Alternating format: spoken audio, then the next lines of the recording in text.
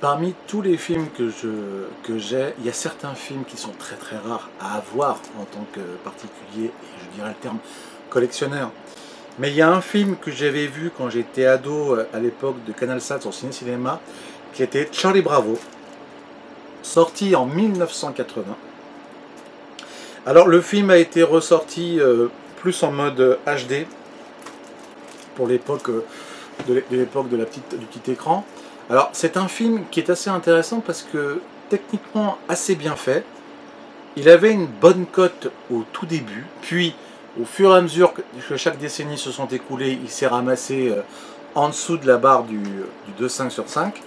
Et ce que je trouve dommage sur le plan cinématographique, c'est que un film, si ça ne dure pas, si le public n'accroche pas, il est complètement abandonné. Il n'y a plus de restauration, il sort à peine et tout ça. Et là, j'en ai fait juste l'acquisition, c'était les 2-3 derniers exemplaires qu'il y avait à la FNAC. Et pourtant, l'édition sort quand même de 2017, c'était vraiment les tout derniers. Est-ce qu'il y aura, bon, moi je m'amuserais bien sûr à le restaurer, parce que c'est quand même un peu une de mes passions dans le domaine cinématographique. Mais ce que je trouve dommage sur le plan cinéaste et sur le plan du particulier qui aimerait avoir ce genre d'acquisition, c'est que si un film ne perdure pas, automatiquement il est rayé. Que ce soit en VOD, que ce soit en location, que ce soit même dans une future acquisition, ou même le fait qu'il puisse repasser par une chaîne de télévision, les chances sont totalement infimes qu'un film déclassé repasse sur les petits écrans. Donc du coup, c'est comme s'il passait dans la case oubliette. Il n'existe plus. Il a été marqué un jour, voilà, ce film a été fait en telle année, tels acteurs, bon, il y a une petite cote, mais voilà, il ne nous intéresse plus, donc du coup, il passe à la trappe. Et ça, je trouve ça dommage, parce que ce n'est pas le seul film. J'ai vu d'autres films qui étaient des purs chefs-d'œuvre, qui sont complètement passés à la trappe en dehors de tout ça, et que ce soit des films français, américains ou autres, peu importe les origines, s'il n'y a pas cette cote, automatiquement, ça jarte. Moi, ça me gêne un peu. C'est un peu comme pour une peinture. Un film, c'est de l'art. Quand un film est assez bien fait et qu'il mérite sa place, c'est quand même un travail qui a été fait, qui a été diffusé, qui a été vu, qui a été critiqué. Donc le faire passer dans cette case, il n'existe plus, je trouve ça un peu glauque. Mais il y a une autre partie de cette vidéo aussi que je voudrais en faire le sujet, c'est que au fur et à mesure du temps qui passe, et mis à part le Covid, et bah en fait on remarque que beaucoup moins de gens vont au cinéma. Alors par peur, à cause du pass sanitaire, mais aussi à cause majoritairement du streaming, du VOD et des plateformes qui les vendent. Netflix, Apple TV, HBO, avec Amazon, tout ce que tu veux. Le cinéma meurt de plus en plus sur le plan du papier. Il y a encore 20-30 ans, le cinéma français faisait presque plus de 30% de différents titres, Festival de Cannes, de Dunkerque, de ce que tu veux, voilà. Mais le problème, c'est que le cinéma français, ce qui marche dans le cinéma français, c'est un ou deux films faits aux petits oignons. Le dernier film que j'ai vu, le plus récent, que j'avais adoré, c'était La Promesse de l'Aube, qui était magnifique. Il y a certains films qui y arrivent très bien, on va pas se mentir. Mais je prends cet exemple qui m'avait tellement marqué avec ce jeu d'acteur, avec cette histoire qui était passionnante. Il y a peut-être 3-4 pépites qui sortent par année dans le cinéma français, et le reste, c'est le côté purin, quoi. C'est le sitcom, vas-y, série B, film de série B, qui n'a aucune valeur, tu regardes une fois, c'est le nanar parfait. Mais ce que je trouve dommage, c'est que plus le cinéma streaming se fait, plus le fait qu'on puisse en avoir l'acquisition est de plus en plus compliqué, parce qu'il faut donc payer un abonnement. Ce visionnage de streaming sur ces plateformes de VOD est partiel parce qu'ils changent complètement leur catalogue pour du renouveau. Donc l'ancienneté n'existe plus.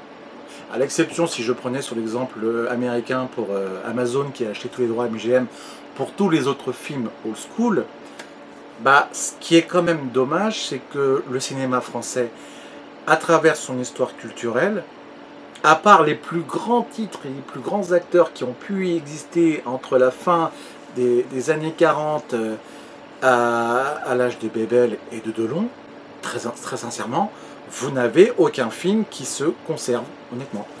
Il y a très peu d'acteurs actuellement du nouveau cinéma français qui tiennent la barre. Certains acteurs sont bons, je dirais qu'il y en a deux. Après, c'est un point de vue de... C'est un point de vue d'un spectateur. Le spectateur aussi en juge la qualité du jeu d'acteur. Par exemple, je prendrais l'exemple très simple. Si quelqu'un d'entre vous me disait que, mis à part donc d'avoir vu Astier qui nous a refait son film pour Kaamelott, qu'est-ce qui vous a le plus marqué? Dujardin pour le dernier OSS, honnêtement, ça a été un bide. Actuellement, ils n'ont pas réussi à faire plus de place qu'ils espéraient. Après, il y aura des grandes chances que le VOD prenne et que les gens puissent regarder chez eux. Ce qui va augmenter la crédibilité de ces films. Ça je ne dis pas le contraire. Mais, il faut quand même pas se mentir, le cinéma français est sur une vague où il est en train de couler. Certains pensent qu'il y a beaucoup trop de cinéma, donc du coup, bah, il y a moins de personnes qui se prennent plaisir parce que forcément les gens vont au plus près, ils ne se cassent pas la lunette. Mais c'est l'intérêt et la question, qu'est-ce que va devenir le futur cinéma de demain? Parce que avec le Covid, on se rend compte que les gens ont directement du VOD à la commande, à la location, ou de prendre directement des abonnements, peuvent voir directement le contenu. Et ça se prouve de plus en plus, le cinéma n'est qu'un passe-temps de plaisir d'un grand écran pour avoir une exclue d'un film qui sort. Or, si on regarde maintenant avec Marvel, qu'il l'a fait pour l'histoire de Black Widow, même s'il y a eu le truc qu'a fait Scarlett Johansson par rapport au procès, de dire qu'elle était scandalisée par rapport à ça, nous en sommes en plein dans ce débat, à savoir que si les grands patrons de VOD imposent directement les plus grandes sorties sur leur site de diffusion par rapport à leur truc de streaming perso, bah forcément les cinémas passeront bien dans enfin, à part les puristes qui iront, mais si on regarde bien, entre le prix du billet, qui est quand même assez onéreux, surtout quand on veut avoir les premières exclus pour les plus grandes salles qui font quand même 15 € déjà, rien que la place. Si après vous achetez le film à vie, que ce soit sur un format physique ou sur le format numérique, qui peut être sur Google Play ou autre, ce qui peut exister légalement à l'heure d'aujourd'hui, on est en plein sur ce genre d'évolution cinématographique. Et la question, c'est que plus nous perdurons en termes de technologie et en termes de diffusion, d'accessibilité au petit et grand public, parce que chacun n'a pas le même plaisir ou les mêmes revenus, mais il faut quand même se dire qu'il y a quelque chose qui s'est passé sur ce plan-là. Maintenant, je peux me tromper, c'est vrai aussi, mais il faut quand même regarder les chiffres, déjà ne serait-ce que par rapport aux annonces des plus grands cinémas qui annoncent ce fiasco, à savoir que ils sont dans le rouge en termes de rentabilité par rapport au nombre de salles qu'ils proposent et les films actuels. Et je ne parle pas que les deux films français actuellement, même à ce qu'il y a avec les States et tout ça. Donc il y a un vrai souci dans ce domaine-là. La question, vous-même, qu'est-ce que vous en pensez?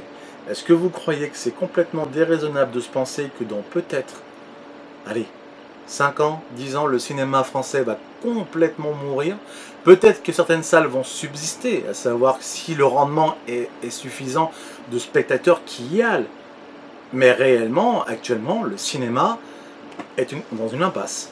Et la question, c'est que, en la comparaison des prix entre un abonnement Netflix avec Disney+, VOD, OCS+, et les places pour juste une place d'entrée pour un film, regardez la balance. Me trompais-je ou pas?